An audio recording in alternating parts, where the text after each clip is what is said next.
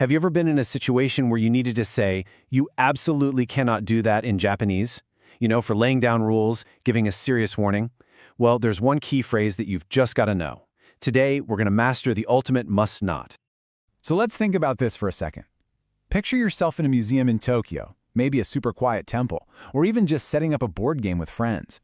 You need a way to communicate a clear rule, right? That's exactly what we're diving into today. The go-to polite but firm phrase for saying something is strictly off limits. Okay, here's our roadmap.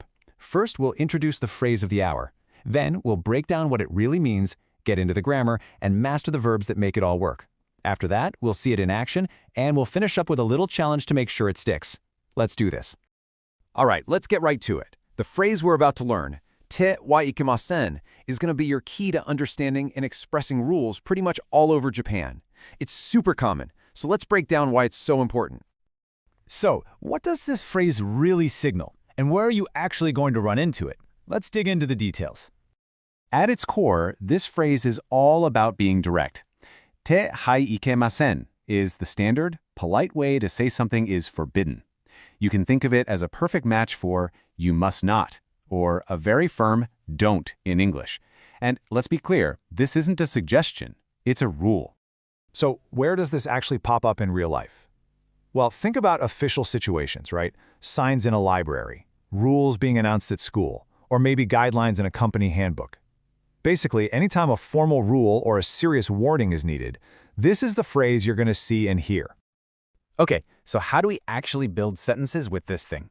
The good news is, the basic formula is incredibly straightforward. It's actually pretty easy once you see it.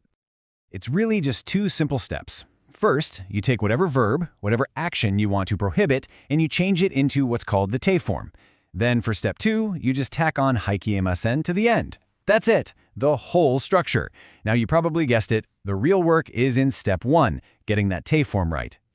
And that brings us right to the heart of it all, mastering the te form. You see, all Japanese verbs fall into one of 3 groups, and each group has its own little trick for making the te form. Let's just tackle them one by one, nice and easy. Let's start with the easiest ones, the ru verbs. You can usually spot these because their dictionary form ends in either an iru or eru sound. For these verbs, like taberu, which means to eat, the rule is just beautiful. It's so simple. You just drop the final ru and add te. That's it, so taberu becomes tabete. Easy, right?